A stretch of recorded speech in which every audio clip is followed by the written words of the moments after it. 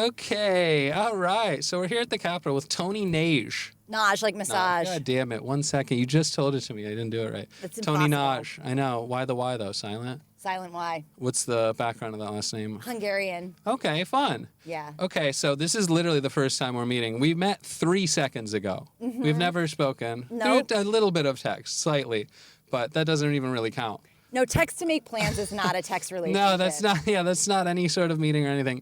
But yeah, Toni Nagy, a stand-up comedian, sketch artist, a performance artist as well, I'd say, and a political provocateur. yes, you're doing stand-up and you're doing comedy with a purpose, I'd say, which is exciting. A lot of people are just, kind of being silly for the sake of being silly, which is fine. We need that as well. But very few people seem to be doing much comedy that has, any sort of relative impact or anything real. I think that a lot of times when people are talking about serious issues, they can be didactic. And it's almost like, this is the serious part of my comedy set. And they kind of pull it out in this way that can feel preachy and maybe even condescending and out of context. So I always think the challenge is, how do you actually make the horrors of existence embedded in the joke? 100%. So it's not something that sits outside of it or on top of it, but rather is the meat and potatoes of what everyone is laughing at. Yeah, it has to be fun. It has to be light. People don't want to watch somebody rant and be angry. Or just tell them something about, some political opinion and then tell a joke. Sure. You have to embed the joke with the opinion. Yeah, people want to be entertained. And people don't really give a shit about anything unless it's entertaining. Well, I think it's so painful to give a shit. And that what we're all doing is avoiding the reflection of pain. And so when you contain painful subjects within this context or this language of comedy, you're protecting people from actually having to handle how truly upset they are. Sure, that's fair. And a lot of people go to comedy shows because they don't want to think about tough, intense things. They want a break from reality. Yeah, they want the illusion of the break. But the break is never here. Sure, there is no break. No. Because it's going to be going on no matter what you're doing. We're quantumly entangled with all of the decisions that are being made at all times. 100%. We can't avoid genocide. Sure. Even at a comedy show, it's happening. So the question is, do we have to run from the existing reality that we're denying, or do we sit in it and then feel the feelings in order to actually do something? There's been war my entire life, both all of our lives. There's never been anything but people getting murdered around the world. It almost feels as if there's a quota we have to fill of murdering people. Because don't you think at some point they would at least try to take a break from it? Or why does it feel like we're so inclined, or not us, but the people in power, to continue going to places, I don't know, usually less fortunate, and murdering people? It must be an addiction. Yeah, I think America is addicted. And I think there's an adrenaline to it. And I think that for me personally, when I project my moral conviction onto it, I would think that murdering someone would make me feel really guilty. Sure. Or I would feel overcome with shame if I were to cause harm on someone else. Yeah. So when I project that, I am assuming that that's how everyone feels. But some people feel enlivened, empowered, turned on. You can feel all sorts of things by dominating someone else's essence. And I think that's the thing that's hardest for us to understand, if you don't have that disposition, is that it feels good because you are addicted to how good it feels. And there's a ton of money in war. I mean, bombs are like $1 million a missile. Yeah. So it's it's an easy way to make a ton of money for a couple hundred guys maybe. So, wars essentially make a few hundred people billionaires. And are they even chasing money? They're not. They're chasing status. They're chasing pleasure. They're chasing a place in society. The money is more of a mechanism for the feeling. Why do you think it feels so good for these people to kill somebody? I think it's power. Yeah. And I think it's power over. What do you mean? I don't think that genuine, absolute, universal cosmic power is me having power over you, right? Yeah, dominating you. It would be us touch my hand, you touch my hand. The collaborative energy would be the real power versus the other kind of power. But I think that this power, it's it has a rush to it, but it's not sustainable. Well, it's also harder to love and be loved than to kill somebody. It's so much harder because it takes acceptance and surrender. Yeah, it takes vulnerability. And that's hard for these people. Yeah. Especially if you've been in a structure like a government or something where your entire life has been in offices and strict things, like to believe that, oh, love is the answer. And it feels like the only times we really do get altruistic is when, like, we have 10 seconds before the nuclear sonic boom hits us.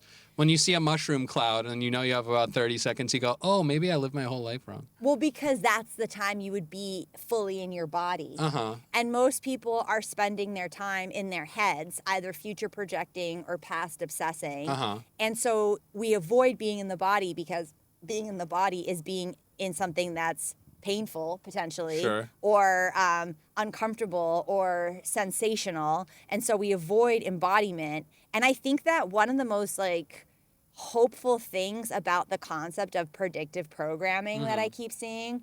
So, I mean, I don't know what holes you're in or what holes your audience are in. I'm familiar with that. So if we're in the predictive programming hole, there is this belief system that they're showing us everything in order to have unconscious consent, right? Yeah. So you're blasting the epi-files. We can, like, code our language a little so we don't get Epstein censored. files, more like pedophiles. Yeah, the pedophiles. Zing. Yeah. So we code everything through, they do it and they display it Yeah.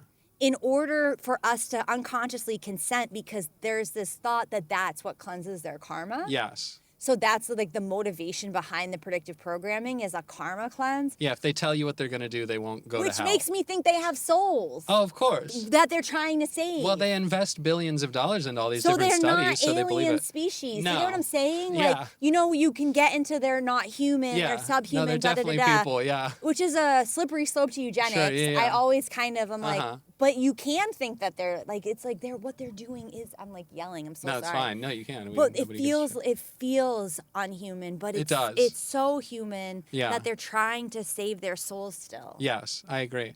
But yeah, it does seem sometimes, because you wonder, it's like, if these people are human, why don't they live simply? Why does there seem to be some never-ending plot of murder? Do they need to fill a quota of suffering? Like, why is there so much money in suffering? How did that happen? But yeah, I mean, is it really just the war shit? Or yeah, do you think It's there is identity. Yeah. So it's, I think there's a common thing that people say. If I had $1 billion, I would Do this help the poor. I would do this. I would Yeah. do that. It's easy to say that from a standpoint of not going through the initiation process of becoming a millionaire or billionaire. Right. Because it is an initiation process of culture, of language, of relationships.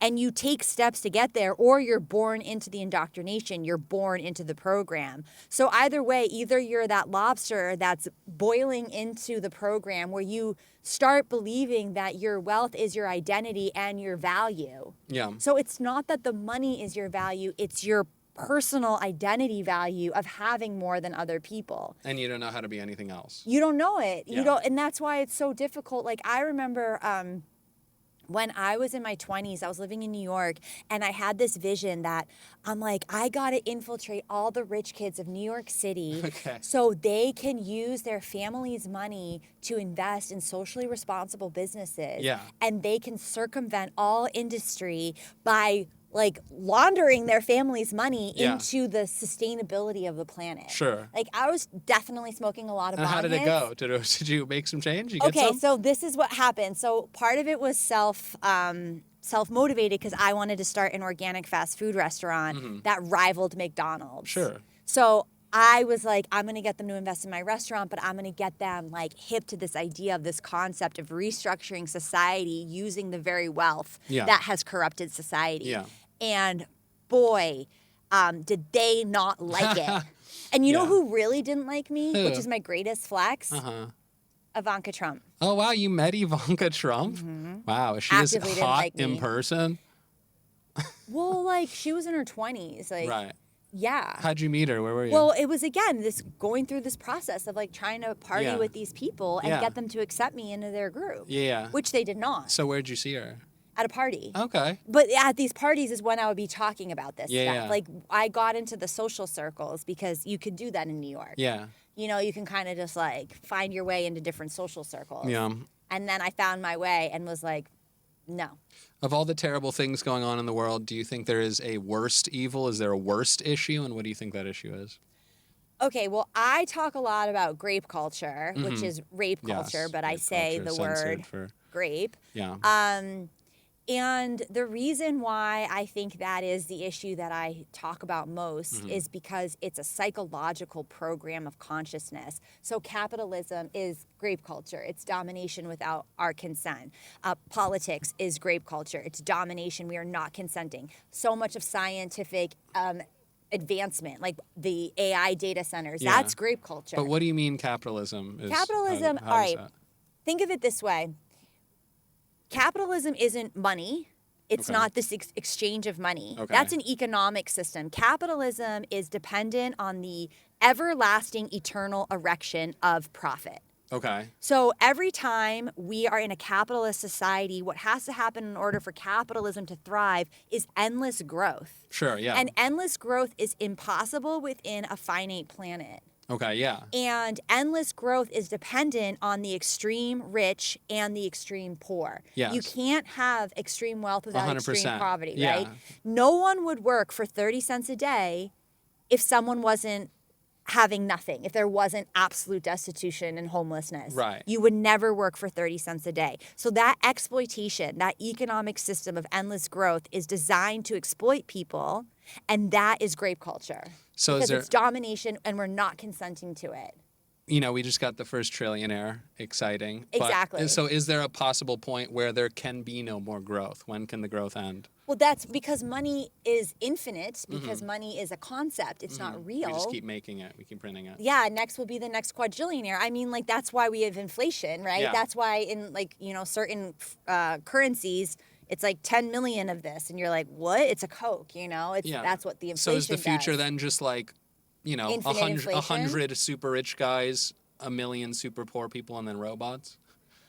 Well, Like, is it just a bigger and bigger wage gap? Is that the future? I think that's like what late stage capitalism is pushing for, right? Okay, yeah. And according to all of these technocrats or those who are transhumanists, where you're basically kind of believing in the AI revolution of uploading one's consciousness, if you're going that trajectory, you're basically saying this is an inevitable path of capitalism. They're not denying the corruption of capitalism. They're saying that capitalism is playing out exactly as it is supposed to, which is why we're in late stage capitalism, and that it is inevitable. However, I would argue that is a complete lack of imagination and humility, and that's an absurd psychological program of brainwashing. Well, to call it late stage assumes it's going to end. Exactly. They When- know it's going to end. When will it end? With ultimate destruction Of what? of humanity. Okay. Yeah. But they still think they'll live. No. Oh, really? They think they'll I die think too? it's like, or like, of course, there's that concept of like, are they building the underground bunkers. cities? Yeah, Zuckerberg's got a bunker. All these guys got bunkers. But listen, okay, let's play this out, okay? Yeah. You get to the bunkers. You're down in the bunkers. You're Mark Zuckerberg. Yeah. You have no skills. Right, yeah. You don't know how to do electricity. You do not know how No. to do plumbing. You do not know how to do anything. Yeah. You also are not that physically strong No. because you've been in an office your whole life. You are not embodied. And you've hired all these people to protect you Yeah. who are now able to do the work that needs to be done in this underground city. Because guess what? Money actually won't mean anything in the underground post-apocalyptic city. But they're hoping there's going to be Yeah, but there sentient would be- robots or whatever that'll do the No, there farming would for be them. stronger men that take them over. Well, they'll all be dead. No, They're because going to kill all the stronger No, men. I think what is still happening is you still have your bodyguards. You still have to have people that are like, someone has to fix the robots. Yeah, of course. Someone but has the to fix the bodyguard won't tech. turn on the rich people. They'll have chips in them that they can hit a button and it'll explode their head if they get weird. I mean, that's possible. Oh, yeah, they're going to think of all these ways to make sure nobody can turn on them. That's possible. But then ultimately the AI could turn on them. Yeah, but they're trusting it won't. I think they love AI because they don't need to blackmail AI. They can just tell it to do shit. Because blackmail is important when you have a human body. Yes, You because- can't blackmail AI. Yeah, because humans have conscious and So you're basically nature has saying consciousness. that they would, if they had human men down there that were a threat, they would Yes. be like microchipped. Extremely controlled. Yeah, they wouldn't let them. Respect. I think Oh, that's. yeah, I they think would never that's let them anywhere near anything if they weren't sure they could immediately destroy all of them. Yeah. So, yeah. But then still, there would be a point where they didn't have the skills for survival. Like, I'm going to go back to my point is that I think they would still have to have men around who had the survival skills. And could these men that have been microchipped and programmed deprogram themselves? Like, that is the question. Yeah, but or women or whoever. Yeah, but you say we need these big, strong men until we have strong man bot who does the thing for them. Like, you say we need these things until they figure out how to make it autonomous. I know, but autonomous is never autonomous. There still needs to be someone. Yeah, but what kind of man do you think we need that we can't create an AI version of? But okay, but I get what you're saying, but then it's still depending on the one AI. that fixes the robot. The way AI fixing the AI. But there will be robots that exist to fix the robots. But wouldn't there need to be yes, and there'll be one guy. There'll be one to two guys. Yeah, like there'll literally be one to two chained guys. up like Chunk in Lagoonies. Or Zuckerberg, or because there'll be 100 billionaires left on Earth. Because I don't think those guys know how to do anything. I don't think Elon Musk doesn't know how to develop a robot. Yeah, but that becomes like their weird little fetish game before everything ends. They go, all right, guys, we're gonna go to farm camp for a week and cosplay farmers. So they'll learn all this shit on their own. Maybe. Yeah, no, it's possible. So. It is possible. Yeah. I mean, in your timeline, which I'm rejecting. Yes. I just want to say I'm actively rejecting your timeline. But these people believe they're the smartest people in the world, so I think they would think of all these options. This is, again, a problem with me being neurodivergent and projecting my experience, which is I fundamentally think these people are not smart. Okay. Because they're so disconnected. Okay. So you reminding me how intelligent they think they are is important for me to remember because I fundamentally think they lack severe intelligence. Well, I think they lack social intelligence. No, they lack embodied intelligence, which to me is not intelligence. Right. But again, I think, even AI scenarios for this, they go through a million scenarios of, okay, world is over. What are all of our threats? They put it in the AI. Oh, yeah, they put it in the AI. But they're not doing the imagination, so they're relying on the AI to tell them the truth. Yeah, 7 different AIs. Is the AI telling them the truth? Well, there's 1,000 different AIs that they all have running the same problem. No, the AI is keeping something from them, and that is the mystery of the human condition. I hope the AI is keeping something from them. So I'm going to go back to my scenario, which is even though I fully do understand the picture you paint, I still think that like Jurassic Park style, life will find a way. Yeah. The dinosaurs somehow cloned themselves and mated, and they made babies. The two females made babies. I do think there is a mistake in the coding, and there will be something where there will be a need for human man or human woman that they will not have access to, and the demise will be inevitable. Well, I hope so, but I think they're still going to have those guys. Even if it's just 5 to 10, I think they'll have them. But what if it's the wisdom of woman, and they got rid of woman? There's some of these psycho ladies who are on their side. But that's not the wisdom of woman. It's not. Yeah. So you think, I think that there will ultimately be a demise without the wisdom of the divine connection to source. Well, we can only And the hope divine so. connection to source will never be achieved through an underground layer of robot world. But they will perish. I think to them the underground layer is only about a year. No, they will perish. Well, the nuclear fallout will clear everyone on Earth. In 1 year, they'll come back up, they'll start again, and they'll go, okay, let's try it again, and we're the super trillionaires who live But forever. they won't be able to without this divine source. Hey, I hope so. I'm on your side. Okay, next idea. That was a lot of fun. I like the idea. Sometimes, what's the word? Gematria, is that the thing? With numbers. Yeah. Yeah, divine numbers and all these things. And a lot of people will be like, oh, it's nonsense. That's not real of a thing. But then you'll see multi-billion-dollar companies using these methods. Oh, I'm sorry. They are incredibly devoted to magic. Exactly. Yes. So it's like, how can anyone say these things don't exist when the most powerful corporations on Earth actively implement these magical tactics? Okay, so I would argue that this was why there was so much funding around Rene Descartes. He was the philosopher who talked about, I think, therefore I am. Sure.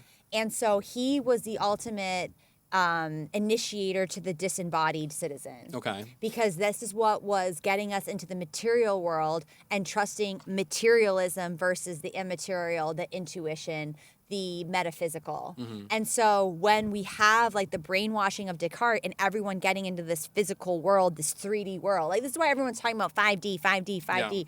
Yeah. 5D isn't a new concept. I think it's like our understanding of the cosmos pre our current program, We just right? repackage it so it's popular. Yeah, so it's like, oh, this We is a make it new cool thing. now. This is evolution. Like looks maxing. Yeah, it's like looks maxing. Yeah. It's not evolution. It's just a return to wisdom. Uh-huh. So I think with Descartes and materialism, we have become obsessed with, you got to prove it to me. Prove it. Yeah, prove it. Prove it. Prove it. Seeing is believing. Yeah. Prove.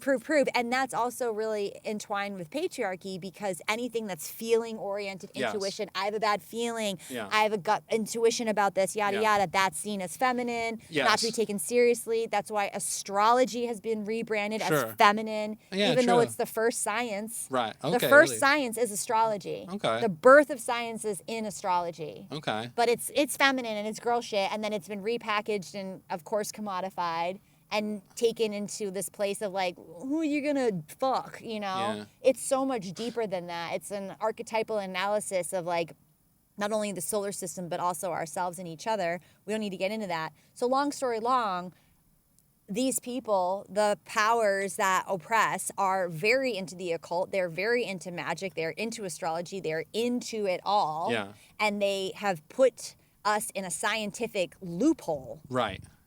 of not believing in our own magic or power. Yeah. That's why why do you go to a doctor? So someone else will heal you. Yeah, for You sure. heal you.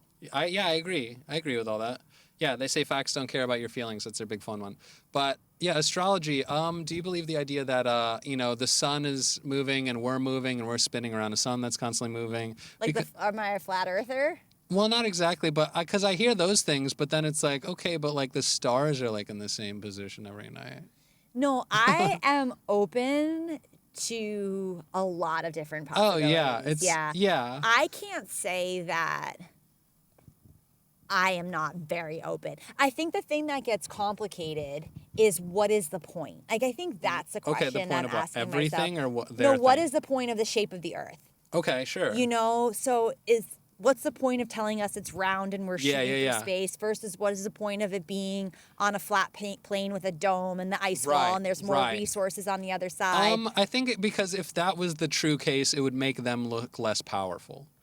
Well, Whereas also there think, is an infinite nothing, then we feel like we have to rely more on them because they go, there is nothing. We are the only thing.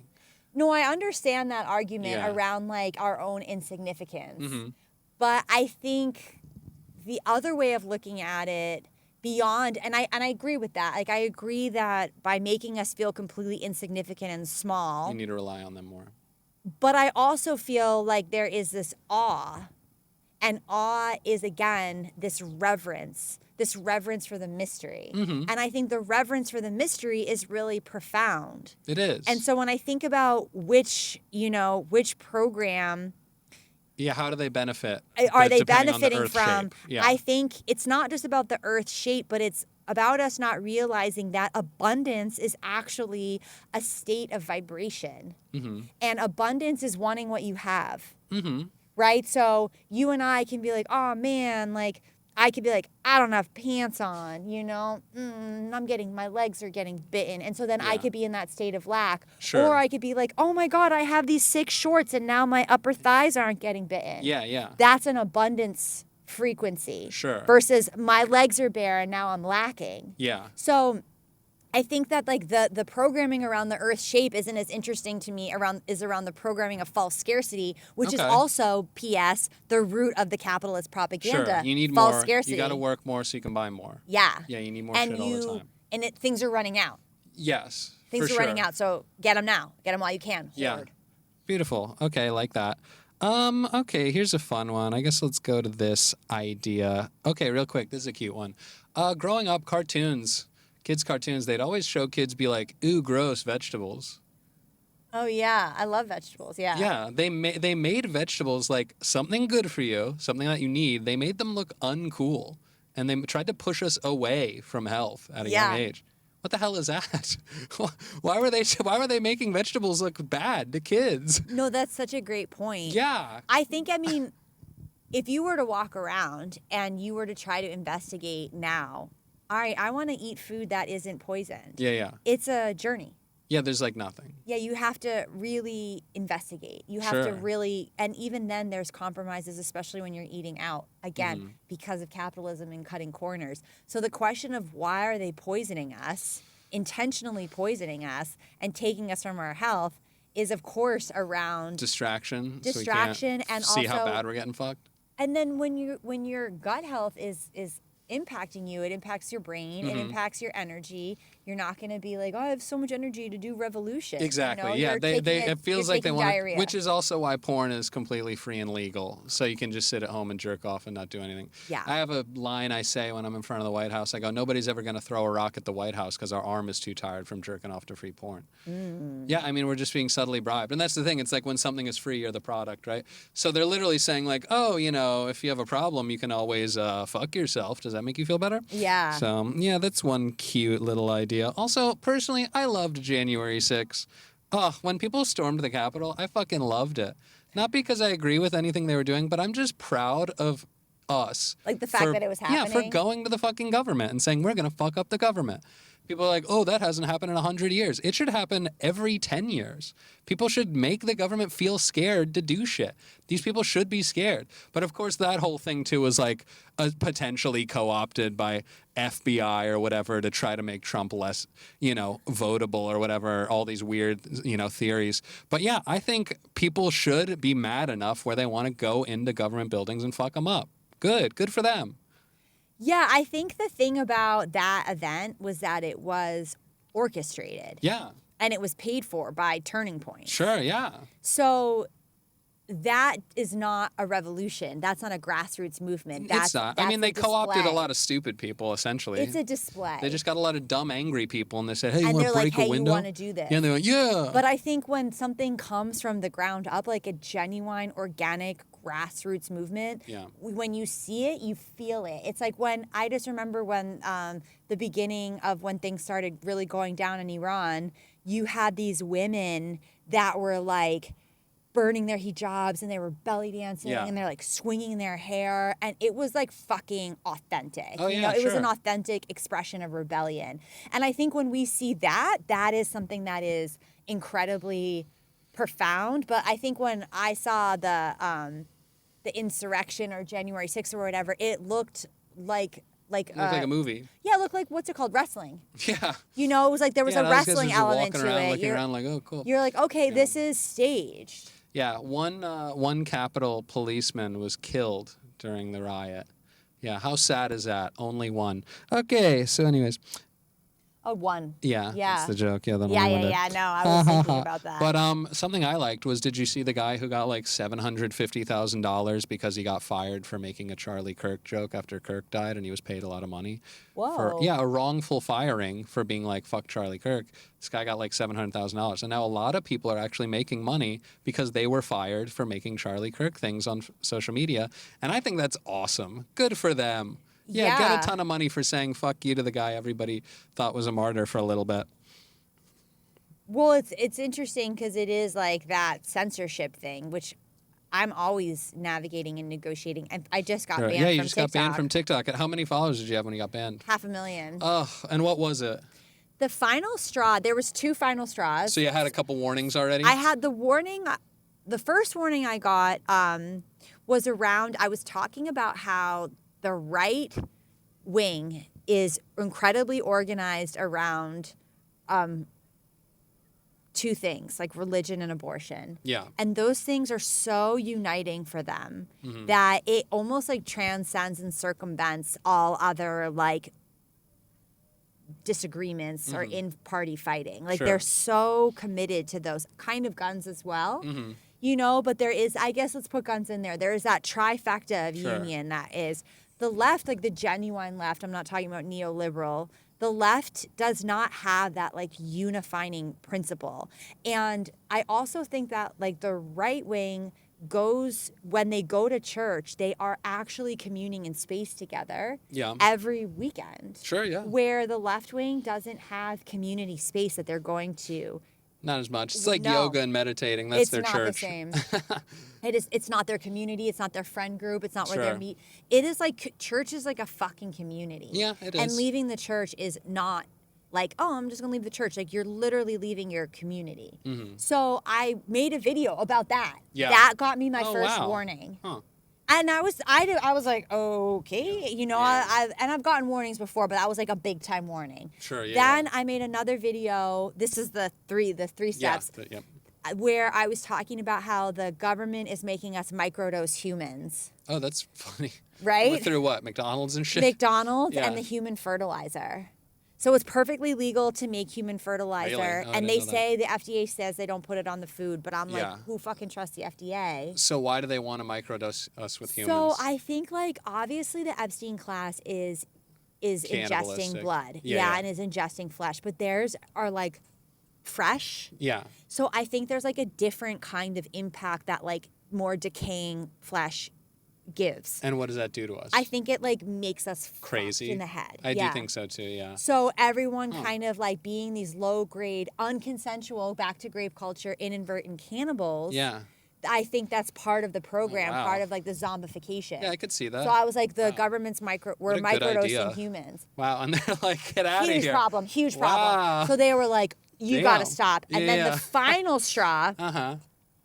I made a video where I was like, this is me on a Saturday night. And it's just like how uncomfortable. I mean, imagine me out. I'm like, I don't small talk, okay? Okay, like, sure, yeah. I don't do it. And I was like doing this video pretending me on a Saturday night, like, you know, whatever. And I talked about how the government were dropping ticks from the sky as a bioweapon. Oh. And that was the final straw. Oh, wow. Huh. The bioweapon ticks. And Wow. then they were like, so you're that done. stuff is just too much for them. Yeah. Weird. Yeah, So I've never those heard three the- things are all true. Yeah, I've never heard the human one. That's pretty wild. Yeah, that was one God. that I came up with. What dead people are we eating? I think Gaza it's a lot babies? of the trafficked people. Okay, traffic people who what? They just get all their use out of them. They're like, we fucked them to death. You want to eat them? Yeah. Oh my God! Wow. Yeah, the progression of perversion, because you don't imagine that an Epstein starts with murdering and raping and eating kids on an island. No. You think there's a natural progression of progression. like 2 ways, 4 ways, orgies, midgets, children. Yeah. Like, what? I think like what it is Chasing. it's kind of like the porn stuff, right? Okay. It's like at first, I don't know when you yeah, grew up, and but you like get for into my generation, grosser and grosser shit. Yeah, my generation seeing tits in a Playboy was Yeah. a big fucking deal. Sure. Yeah. Okay, like that was like enough. Yeah. Just seeing tits. That would give you the boner and you could do the jack off too. Yeah. Seeing tits now for most people would be Right, like not ooh, much, yeah. fucking nothing, you know? Yeah. Wouldn't even stir Mr. Pants. So you I know? think there's a progression for them, and then I also think they have a rationalization for their psychotic shit because a lot of them are still fine functioning in the world after doing these terrible things. So I try to wonder, like, how can you continue going on with your regular day after like murdering a child on an island who you fucked and ate or whatever? Yeah. And I think the rationalization is they probably go like, yeah, we're doing all this really fucked up stuff, but at least we're like letting them stay on an island or like giving them brunch every day. But you know what I think it is? I think it's the same way we are about like escargot or something. Where it's You're like just not even seeing it as like a problem. real life. Yeah, you're like, it's well, actually not seen as a problem. well, especially if they grew the kid themselves from like a Yeah, test whether tube they're or some weird cloning shit. them or they're trafficked. So they don't have parents. I Their don't parents are think- dead or whatever. I don't think there's such a massive dehumanization that Right. happens that I don't think it's like grappling anymore. Because the other thing I think about is like, okay, let's say you're Elon Musk and you're like, oh, I got to go to Zimbabwe. Mm-hmm. You just get on a private jet. You're not like, oh, I have Right, to you do don't my think about it much. passport. Yeah. You're above the law. So you think it's like that to them? Everyone that is of a certain class lives above the law. Yeah. And so that I think is what also that's so funny this whole time I was Oh, like you're talking about yeah. That like when you live above the law, you keep wanting to push the boundary of what's possible. Yeah. When will regular people like us just accept that consequences are for poor people and rich people are above the law? Why can't we accept that? I think we have accepted it. You think that? Yeah, I think, pretty much. we're witnessing there's the nothing- acceptance of it right now. Yeah, the Epstein thing is a big one. It's a big one, dude. It literally is. We're just literally seeing how nothing will happen. But you know what? Nothing happens within families. Like, this is why I like talk about grape culture so much, is that the Epstein files are in your house. They're in your neighborhood, they're in your church. Yeah. It's everywhere. Yeah. And people let it happen all the time. Yeah. Because do you ever watch Twin Peaks? No, I never saw it. I feel like Twin Peaks, spoiler alert from a show from 1992 or something, Yeah. but I think it's all about how we like don't know how to digest the horror of grape. Okay. And that's what actually the show is about. And and it's like personified in the devil. Yeah. This like character called Bob or whatever who embodies the devil. But I think that is what the consciousness that is like passing through us. And that's what we're doing to nature. We're graping nature. Yeah. Began with Francis Bacon, not the painter, but the scientist. He was the one who is like the father of modern scientific theory. All his metaphors were about graping the planet, the extraction of the planet. It is a lot rooted in like patriarchy and the hatred of the feminine. Is rape the worst thing you can do to another person? It's obviously the worst thing you can do Okay. to another person because men are afraid of going to prison because they don't want to get raped. Right, yeah. Yeah, we don't. It is the worst thing you can do. Okay. Yeah, I mean, yeah, because it's like, and again, not to say, I don't want to say that people can't heal, they can heal, but it's a theft of innocence. It's a theft of intimacy. It's a theft of trust. It is something so deep. Especially for the children, when it happens to children. Yeah, I think that's why a lot of it is in Hollywood, where it is like a power thing, where they're like, this person got raped, now they're going to work for me forever, they're scared of me forever, I have this weird power over them. It's a slavery, yeah. Yeah, there's a weird, spiritual slavery thing going on there. Yeah. Which is definitely very strange. Okay, you can't really see it from here, but there's actually statues of like Roman warriors on the steps of the Capitol. And, that's kind of like who the original founding fathers like looked up to and, idolized these heroes. They're like, oh, I want to be Odysseus. I want to be, some sort of Roman warrior. But, in reality, these were just like European dudes who spent like months sick on a boat and they came over here to start from nothing. So I don't know. Do you think part of the reason maybe they felt justified to do such fucked up things is they're like, hey, we spent a long time on a boat just to come all the way over here to do fucked up things. So we earned it because we worked hard to do bad things. Okay, number one, Odysseus is a Greek. Okay. And I think the thing about the Greeks and the Romans, if you want to talk about grape culture, right, is the whole indoctrination of how they got their warriors is through taking... they like raped the boys. They take the little boys from like their interns. parents and they create a relationship of mentorship that involves rape. Yeah. But it also involves nurturing, caring, loving. So that, So the loyalty... So it's like you got to take that with it. The loyalty that these boys felt to these older men is how they would have that phalanx where they would like join arms, and that first like the strategy of war would be to have a phalanx to join arms, like hand in hand, lovers with a power dynamic, and then charge. Interesting. That was like how they did war. Yeah. And so that intimacy was incredibly pivotal to that connection for war, right? And that was all orchestrated by who? The elite. Okay. So the elite know that the intimacy of grape and of nurturing is the perfect abuse tool to get people to fight these wars out of loyalty to each other. I mean, you look at like ICE, you look at the cops, there is such a deep loyalty to each other that's happening, and it is homoerotic. It is. It has to be, which is what the Greeks and the Romans were up to. Yeah. So I do think there is a lot of homoerotic bonding that happens within power structures, and that is why they're so anti-gay. Yeah. Because if it was normalized, it wouldn't be erotic. Right.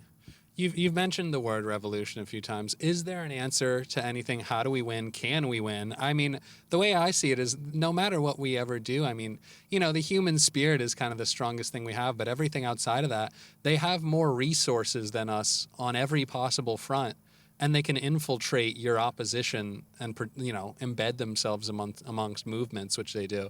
So it's like, what possible, answers do we have to even try? Okay, so I agree with you that when we are in this 3D physical world of Cartesian thinking, there is nothing but domination because of the advancement of weaponry. Abso-fucking-lutely. Okay. However, when you enter into the 5D consciousness of our potential, and this is why they're always going after our quote-unquote pineal. And I don't know why I say quote-unquote. It's your pineal gland, right? Your vision. They're trying to kill your creativity. The reason why they're going after the ecosystem of your nervous system and your endocrine system and the wisdom of your body is because that is where we tap into source magic. And the future is a spiritual revolution where we understand our own healing, our own bodies, our own wisdom, the ancient downloads that we have been severed from and circumcised from because we're so disembodied.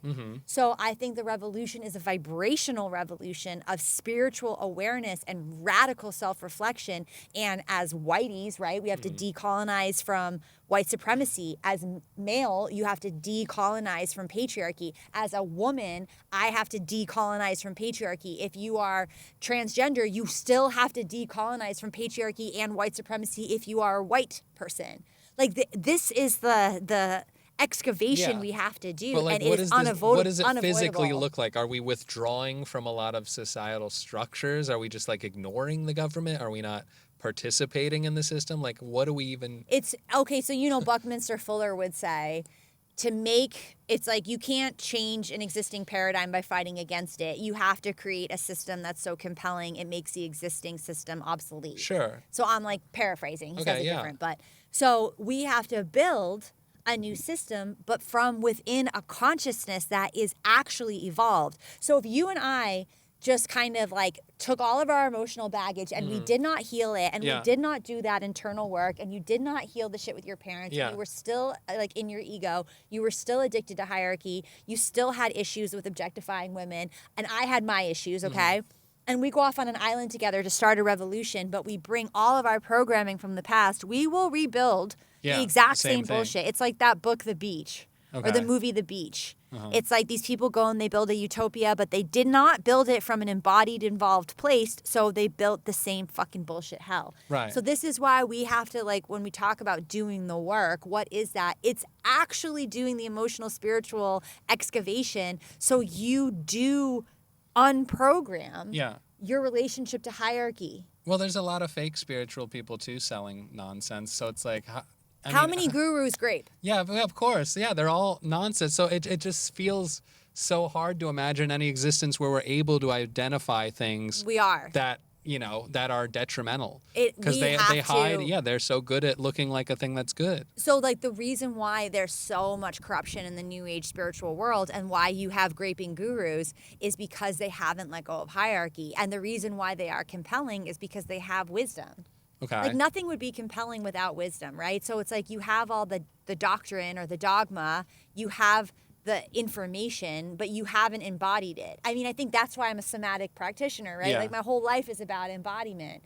It's about bringing people into their bodies and, like, investigating and absorbing and composting and transmuting and transforming. Like, this is my life's work. Sure. Beyond whatever yuck jokes I tell on a video or on stage. I love hearing these things, but I'm saying, what would the spark be then? Would it be a spiritual leader who's really great at speaking? Or no, it so can't. What is it? Is it It's not about leadership. It's about contagion, agreement of radical reflection. So everyone individually has to suddenly start.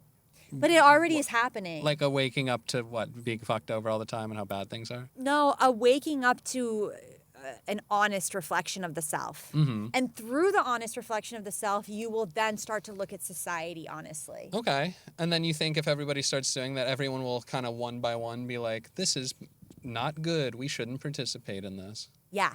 Okay.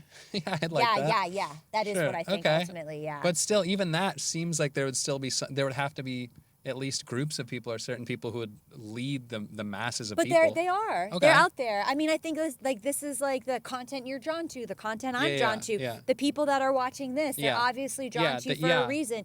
You're doing subversive work. You're at the Capitol. We're talking about, eating babies. Like, we're modeling a piece of it. Right, yeah. And people that watch us will then model a piece of it in their community, and they will abstract and add to it and choreograph it in their own way. And then we will grow and we will continue to evolve and we'll continue to broadcast that evolution. Yeah. And others will as well.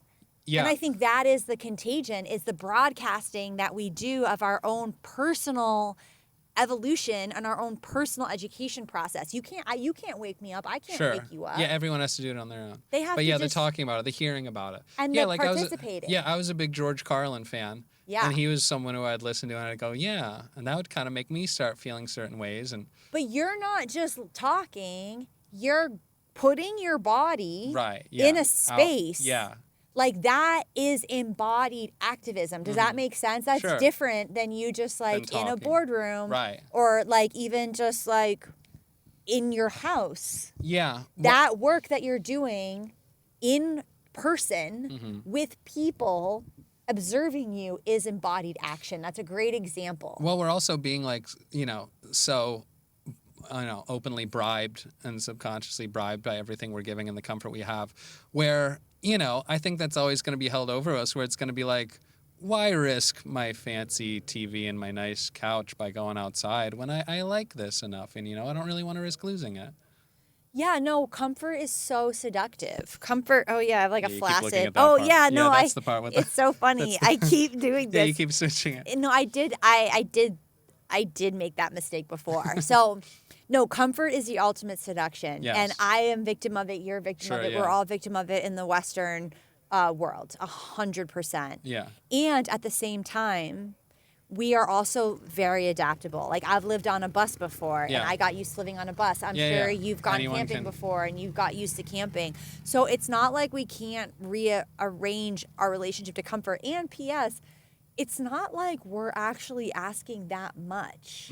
Do you know what I mean? Like, providing shelter and water and food and like some like art, like that's pretty simple. Most people want pretty simple lives. Yeah, I mean, sometimes I think about that just looking at the sky. When you look at the sky and it's nice and cloudy, and even the stars, where you go, oh, I can imagine a whole movie out of these images in the Yeah, clouds. we're actually really simple. Yeah, and we We're just not get asking that much. We just like, and honestly, as you know, we don't have to be powered by oil.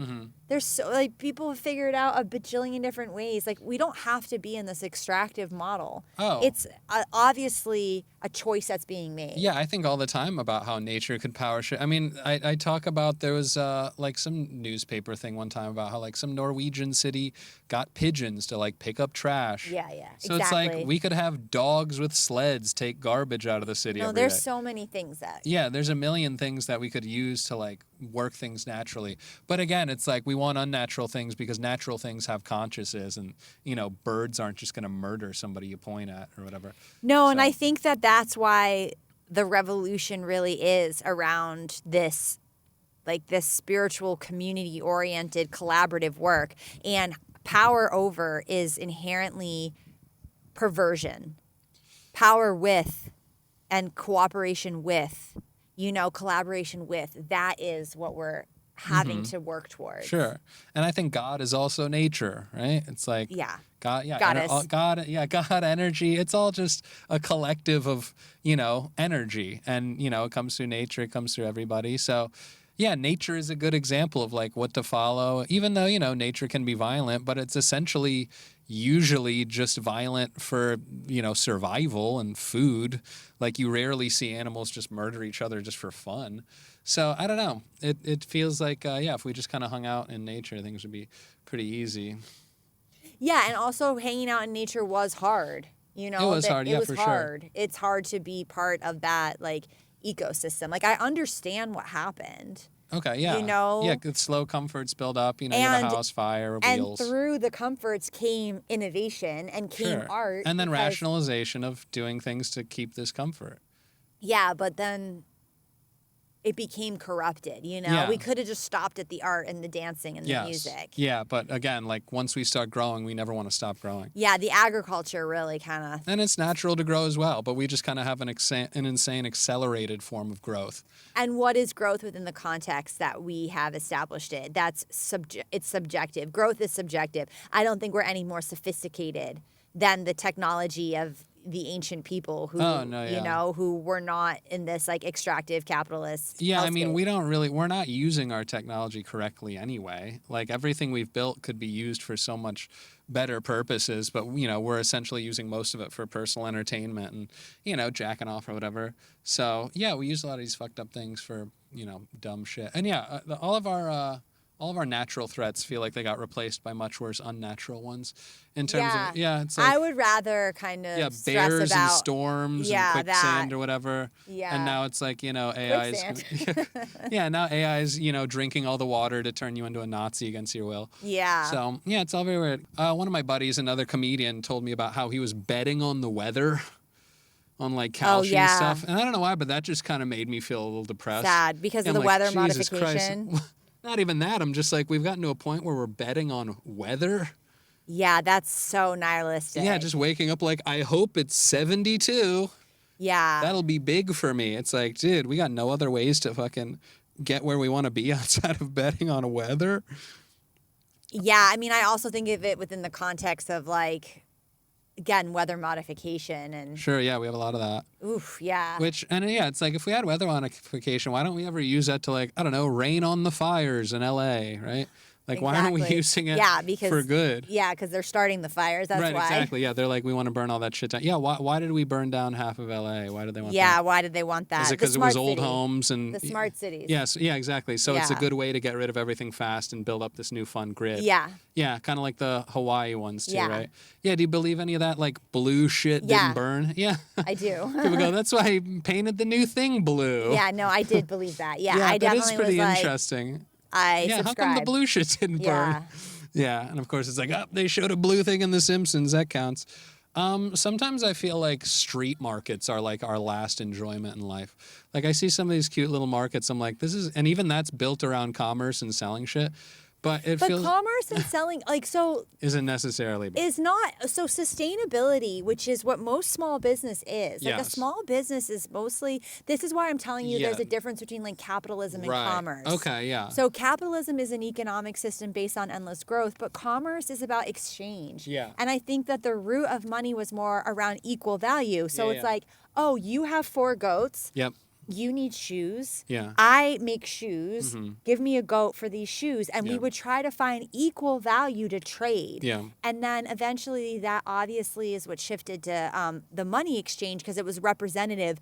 These are representative of my goats at home. Mm-hmm. So we kind of use nature as the backdrop of which to represent the money. And they say it's like a gold standard. It's not. Yeah. It's like what you had that had actual value. Yeah. Right? And gold never had actual value. Nature did. Goats were valuable. Yeah. Salt was valuable or whatever. So I think that when you go to like a market or when you're involved in that kind of commerce, those people are not trying to like cut corners to make more money. They're trying to have their business survive. Yeah, I agree and that's with that. A sustainable model. Yeah, so that does feel one of like the last human experiences of just like without these mega corporations. It's like, okay, this is nice. Yeah, Street like market. I want to make $50,000 a year, or $100,000 a year now, or whatever. Now it's like a 150. But if I made $150,000 a year, I can like live my life. I can budget my life. Like most small business owners are looking for consistency. Yeah. They're not looking for endless growth. Sure. Okay, vaccine, Operation Warp Speed. So that was I met Jill Biden in person in Tampa. They were pitching the vaccine when it came out. Yeah. And she was talking about all the reasons why it's good for us, and it was pretty insane because their first reason was it's free. And we were like, okay, nice. She was like, it's good for you, and then she was like, go lightning, and we're like, all right. But Operation Warp Speed. They said we know it's safe because regular studies, they have like 1 or 2 scientists. We had 1 million scientists studying this one thing, so that's how we know it's good. But it's impossible to speed study long-term effects. Mm-hmm. So I didn't get it for multiple reasons, but I have Tourette syndrome, and they said it can be bad for that, and it can trigger it. So, and also, they don't know where Tourette's comes from. Interesting. I don't know if you've ever heard that, but yeah, if you look up like, how does Tourette's happen? Why does it happen? The official statement is like, we don't know. And usually if there's a medical thing that is just openly described as we don't know, it usually means we do know, but it's bad and we're not going to stop doing it.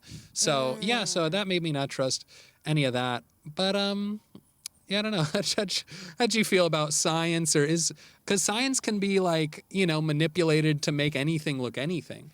Yeah, I mean, that's like who funds the science, right? Yeah. Who funds the science means that science has an agenda, and that agenda is controlled by the funding. And how you get funding for experiments and how you get funding for scientific advancement is not casual and it's not random. Right. So I definitely subscribe to the massive question of who is funding the science. Sure. And when you have these huge pharmaceutical companies in the medical industrial complex, it is deeply entwined. Again, like sound like I'm beating horses here. It's entwined with capitalism and growth. So it's not about healing. No. It's about market value, right? And we know this. I think intuitively everyone kind of understands that like a sick person is a profitable market. So my personal feeling about health, however, is I do also believe that the overriding system is our relationship to our health. Okay. So it's like when someone has the disposition where they really think that this is going to help them or they really think this is going to harm them, the placebo and the nocebo. Sure. A nocebo would be like, I'm telling you it's poison. Yeah. It's not. It's sugar. Yeah. It's a sugar pill, but I make you believe it's poison. You could die. Just Okay. because you believed me that it was poison. Yeah. So a nocebo is as effective as a placebo, and a placebo, as we know, is like 70% effective. So I as someone who cares deeply about human health, my objective is to get people to question authority. Yeah. And that, I think, will lead you on a health journey that has to come from your own belief system of fully trusting what you're doing. Because sometimes, let's say, I'm not an idiot. You have an axe in your arm. Okay. Yeah. You're going to need a surgeon. Yeah. And in that context, you have to just fully trust that. Yeah. But other things, I would be like, I would do traditional Chinese medicine for that. Sure. So... I think we have to really hold the medical industrial complex up to a very fucking high standard and understanding that, hello, this is a for-profit entity. So your relationship to it should be sparse. Yeah, I think everything should be questions, but we should be allowed to look at this shit too. Like with the vaccine, what drove me crazy is would they make 1 billion vaccines total for the whole world to look at?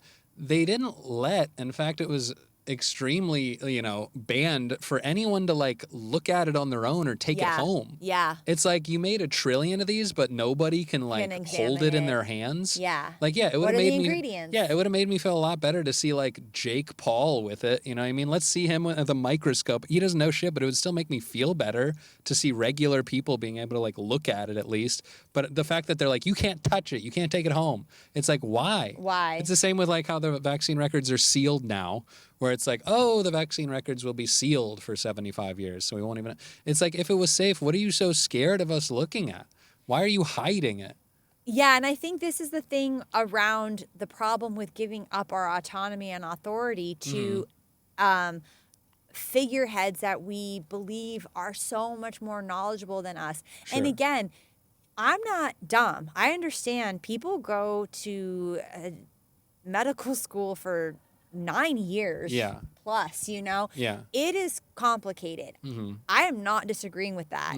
However, I simultaneously also know the relationship of David Rockefeller and how he basically bought up all of these universities in order to teach a very specific curriculum that demonized natural medicine, which is the medicine of the people for thousands of years. And you want to talk about witch hunts, you want to talk about what was so threatening is that women's relationship to herbs and plants was incredibly threatening because they could control their fertility, they could control male fertility with these plants, and the more empowered women were to control their health through plant medicine and through the knowledge they were passing on, the harder they were to control. So this is why, again, I go back to patriarchy again and again and again. It's not like I'm men are dicks, fuck men. No, this is a system of the oppression of female wisdom that is integral to the human condition. Sure.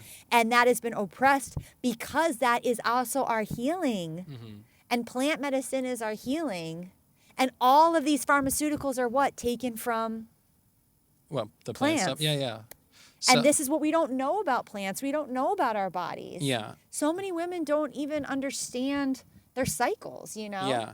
So if it's total control, I mean, if they got everything they ever wanted, is the future just, we essentially live in one giant airport with, you know, a TSA type security everywhere. Everything is very sterile. Everything is very safe and boring and clean. But I mean, if that was the case, what is the ultimate goal? Just Yeah, what is their everybody ultimate goal? walking around in a line doing like weird manual labor that's like to power AI? No, it is a really interesting question because I think it's it's like so difficult for you or I to To actually even- fathom Yeah. because it's so, like you said, sterile. Mm-hmm. And like, what would be the point of that? But I don't think that you and I have gone through the initiation Right. of getting to that Well, place where that would feel like something worth pursuing. Well, also it feels like war has been part of humanity since we ever existed between this, you know, smallest Since tribes and patriarchy cultures. has existed. Sure, yeah, sure, okay.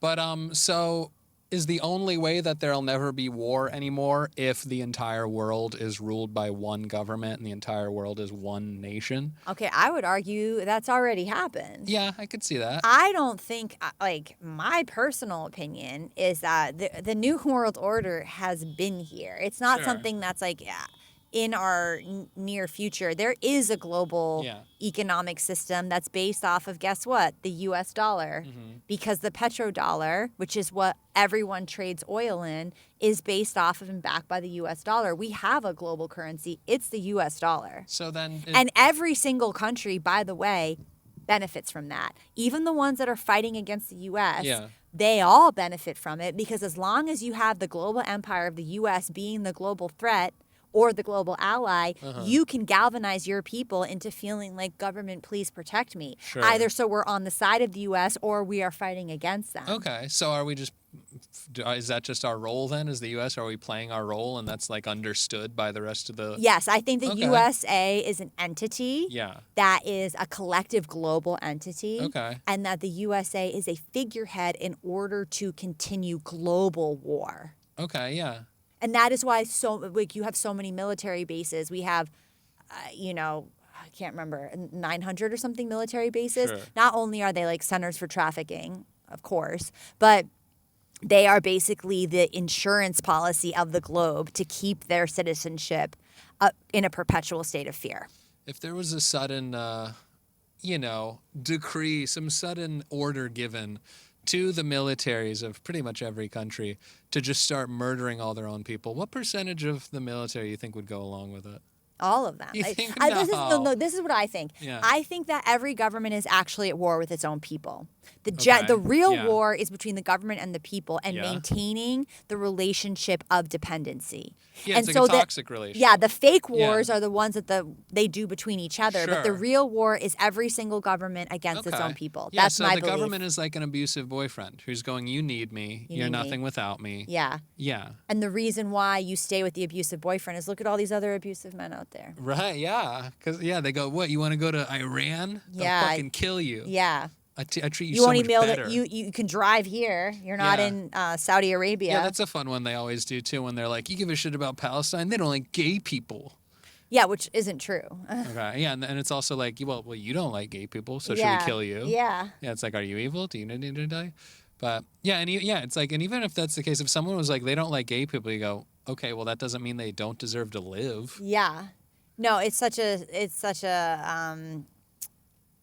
an immature. So is that Analysis. just a good move for every government to essentially just point at other governments and be like, you don't want that? I think so. That's what I Yeah. think is happening. You want to Because live in North Korea? yes. You go, no. No. I go, yeah, well, shut the fuck up then. So and I think the USA is the brand logo of this war machine. Yeah. But I think it's a global collective. Why? Well, because if you think of like, I don't know, what the stereotypical USA brand, what is it? Like stupid, hard workers, but also lazy, who go along with anything and want to kill things and think they're more important than everybody. I mean, we've definitely forced the rest of the world to like learn English. No, the USA again is it's like a representation of like absolute colonialism. Okay, yeah. And we haven't only exported English. We haven't only exported the U.S. dollar. We've exported our pornography. Yeah, our culture. We've exported our music. We've Yep, exported sports, our entertainment. movies. All of it. Yeah, McDonald's. The corporate culture. Yeah. The McDonald'sization of the world. And how did we sell that to other countries so well? What is it with like, But LeBron James and movie stars? We go, don't you want to be like Sydney Sweeney? no, I really do genuinely think that it was a collaborative like agreement. With the world. I do think with the power structures of the So world. they're like, we're going to agree that USA's cool. Well, I mean, that's an interesting question because I think that like, I genuinely think what makes the USA cooler than other countries is Black Americans. Yes, And 100%. all trends start with Black Americans. 100%. Everything that's cool. Yep. And so I don't think that was like a prediction. I think that was Right. an anomaly. That Yeah, they yeah. were like, whoa, we didn't fucking expect After we this. freed the slaves and then Freed. yeah. Yeah, sure. Yeah, and enslave in different ways. After the Invisible the slavery slavery. process transmuted I know, or it doesn't feel like it transformed, ever it ended. never ended. No. But I do think that like the anomaly, so the human spirit was embodied in Black Americans. Oh, sure, because they're fighting against such wild oppression all the time. Such wild, and like talk Yeah. about coming over in a boat. Yeah. So you have the whiteys come over in a boat, and what do they And- do with it? right. They use their white privilege as a mechanism of social control and absolute terror. And the Black Americans who came over by Yeah. a boat use that boat trip Yeah. to basically give the world some of the most interesting art. Right. So of it's like the against planet. all odds, we made all this cool shit while everything was against us. Because it actually is worse to be the oppressor than the oppressed. Oh, Because I'm you- sure they would love that idea. And it's true. The- Like though, honestly, and You I'm know, not, hey, I'm not saying you know this how to hard be. it is to oppress? It's the worst thing to your soul. Oh, well, yeah, sure. It's But, har- that's why they fuck kids and shit. That's Makes why. them feel good. And I they think that suck the innocence out of the child. because it's harder emotionally to be the oppressor than the oppressed, even though you wouldn't think that. What it does to your soul, what it does to your humanity. Oh, And this sure. is not to be a shit talker in any way. I'm not trying to be like provocative, but I think when you're a white man within a white supremacist patriarchy, it's the farthest reach to find yourself back to source. Sure. Because you're benefiting from the two main systems of oppression, which is patriarchy and white supremacy. So you think that's why they're murdering kids and doing all that? You think there's like, these sacrifices are to cleanse their evils and try to, I think it's just because they're farthest from source energy. That's why. And I'm not saying that it's only white. It's not only white men who do abhorrent stuff. That's not true. However, they're just the best at it. I know. I think they're the leaders of the energy because Yeah. they're the farthest. Sure, yeah. They've gone down they've gone into that hole the farthest And because of privilege and because Right. of hierarchy. is it the kids because they have the innocence and they're pure? I think And so. they're like, yeah, maybe we can steal some of that purity. It's a for reclaim. It's bit like an second. attempt to reclaim. Yeah, and it probably lasts for like a few moments, and then the evil consumes them once again. something like Yeah. that. Cool. Yeah. Good. We're Cool. we're fixing the world. It's good to at least talk about this shit. I mean, a lot of people are talking about it, but I think it's good to talk about it without any sort of limits or any kind of anything, because a lot of people will just be like, oh, it's too dark. Don't even whatever. But something I think about, and I don't know exactly what could be done or changed or what the deal is. I stay down the street from where Pete Hegseth goes to church. Okay. And on Sundays, there's people, in Handmaid's Tale shit, and a lot of people screaming outside of it every Sunday. Mm-hmm. And, they have the bullhorns, and they're just screaming and playing sirens and fuck you and this and that. And I think about Hegseth going in and coming out and having to hear all this shit throughout the church. And I think this is, radicalizing him more and hating the other side more, because if his only interactions with these people are them saying fuck you and screaming at him this and that, he probably feels less and less bad for doing terrible things, because he goes, well, this is who they are. They're psychos who scream at me when I go to church. Why should I give a shit about them? They're monsters. I think that the contempt was there beforehand. Mm-hmm. And the expression of sacred rage is not about converting Pete Hegseth. It's about honoring like a bubbling anger within you and Yeah. channeling it into a space that feels, and it could look futile. However, I think it's kind of like it's a returning of the energy that he's actually putting out. It's a mirror. Sure. And I don't disagree with you that like an initial reaction for a person who's not self-reflecting would be contempt. Mm-hmm. However, there is always the unconscious that is wise. And the unconscious higher self does understand that this is a mirror of the energy that he's putting out there. Yeah, and I get the rage, and I get the feeling of wanting to scream at the guy. It's just, that's It's what not I'm the choice thinking. I would make, Right. It's but like, it's a choice being made. And I think it's part of the process. yeah, well, yeah, but I just feel like the most effective things are kind of like showing opposition that the other side is also like cool and chill like them or whatever. And I know there's not really ways you can hang out with Pete Hegseth and like show him you're cool or whatever. But I don't know. It's kind of like that thing of like the black guy who infiltrates the KKK and then like shows them that like, hey, look, black people are like chill. It's like there's got to be some ways that you can get to these people outside of just screaming in their face. Yeah, help. and I think that like everyone, this is why this is like a collect. Oh, this is a phone. Hold on. I think about this a good amount. I saw Adam Sandler on Conan O'Brien years ago sitting on the couch, and he was talking about a vacation he took with his family to like a nude beach in some exotic island somewhere, and it was the most luxurious thing, kind of one of the most richest and most loved people in the world could do. And I just thought it was so funny that, like, with all the money and influence in the world, people still kind of just want to go back to, like, Adam and Eve times. They would just want to be naked in public in nature on a beach. Yeah.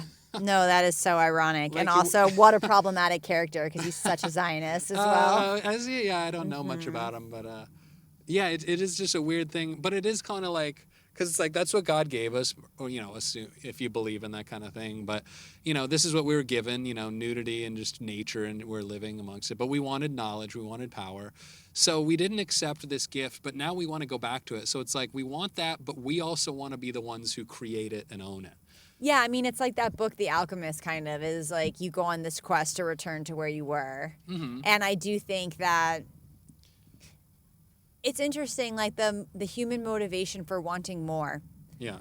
It's very addictive. Sure. And I think a lot of us, myself included, we struggle with like the grasping energy of never being satisfied. Yes. And always kind of wanting more. And that more can show up in a lot of different ways. It could show up in likes. It can show up in, performance opportunities. It can show up in ways that aren't like the obvious ways, but that energy, the entity, the consciousness of grasping, I do think that's at the crux of like what it is to be human, what it is to chase progress, and what it is to destroy the self. Okay. It's all entwined. So yeah, what is satisfaction to you? So, like those things you mentioned, like I think it's really hard to achieve satisfaction. It's really hard to be content, and that is like actually being. Again, I'm going to go back, to that body space, because your body is the only thing that's in the present moment. And so when you're fully in your body, that is when you can experience moments of satisfaction, moments of contentment. And again, the second you start traveling, comparing, trying to remember, re-navigating, renegotiating, anytime you get into your head, that is what takes you out of that feeling of satisfaction. And it is so hard to maintain. So when was the last time you'd say you felt satisfied? It's hard. It is, yeah. It's really hard, and I find it to be very elusive. It's something that it's a practice that I have to bring myself to maybe 70,000 times a day. Sure, yeah. Like I have to keep returning to it. Yeah, because like you said, you constantly compare and you think about other things, and you're like, oh, well, I got this for a split second, but this is there, that's that. I don't have this. I wish I had more. Yeah. So yeah, there's a million talks and practices of trying to find peace and calming your mind or whatever, but I don't know. The faster technology gets and the faster entertainment gets, it feels like we're just losing it more and more, despite how many apps and ideas we have to try to find peace. Mm-hmm. The powers that be and everything around us doesn't seem like they want us to have peace. So, what do we do? Just keep trying, keep doing what we're doing every day, and just keep hoping for the best? Yeah, and I think it's honestly the journey of our own spiritual embodiment and like learning what it is to find that connection that's beyond language, that's beyond ego, that's beyond the story. It's the wisdom that is beyond anything that can be spoken. It can only be felt. Okay. So feelings, we gotta, try to feel the feelings. Yeah, but also not get swept away by the illusion of feelings. It's like deeper than just like feeling or, because feelings are by nature elusive. Sure. Yeah. Yeah, it's something deeper than that. Yeah. I mean, it's like comedy and even just jokes. A lot of times something just hits you, and if you don't write it down in the moment, it's gone. Mm-hmm. So yeah, there's just kind of waves of everything, around at all times. I think it's the acceptance of impermanence. You think that helps you find peace, or helps? I mean, I think that's the practice is to accept impermanence. To accept and again, that's a practice. All that of you life will is have just to, a moment, and all this could be gone at any moment. And it is gone. Already it's gone. Sure, yeah. Yeah, what just happened a split second ago will never be back again, and that's all we have. But okay, we'll wind down here a little bit. But yeah, this has been a lot of fun chatting about, all these things. Fun to talk about stuff. Nope, don't like any of that. No. Is there anything on your mind at the moment you're thinking about? No. Good. Okay. Let's see. I know. Thank you to whoever is still here with me through an entire hour. I appreciate that, everybody. Fun to sit in front of the government. That's nice. At least they let us do that for now. So, but yeah, they want us to have some freedom so we can brag to other countries again, right? Where it's like, but that was a thought too about like how bad we're getting fucked over. Everybody's like, oh, you have free speech. And it's like, yeah, but that's kind of how hard we're being dominated, where they're like, you can say anything whatever you want. Yeah, it's not going to do anything. Good luck. Fuck yeah, you. Totally. Yeah. That's real. So, yeah, so it's nice that we have free speech, but that's also how kind firmly of of a a flex, grasp. for them. They're like, we can let them do it. Yeah, because other countries' governments are like, wow, I can't believe you let them do that. And they're like, we're not worried about it at all. No, that's so real. Yeah. I don't like any of these thoughts. But, yeah, I think that's all I'm thinking about at the moment.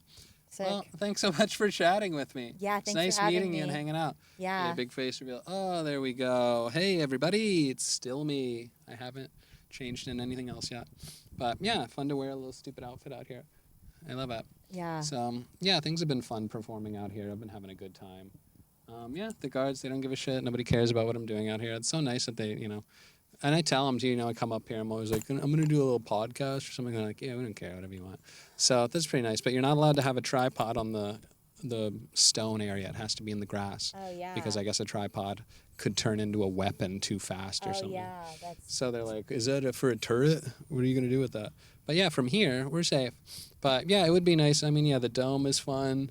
I don't know. Yeah, that was one last thought, because I always had this thought forever, and then I actually found out that it was real.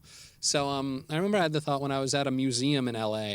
There was it was like the history of movies in LA, and it was on the first floor of like a bank. Like the rest of the giant building was like Bank of America or whatever.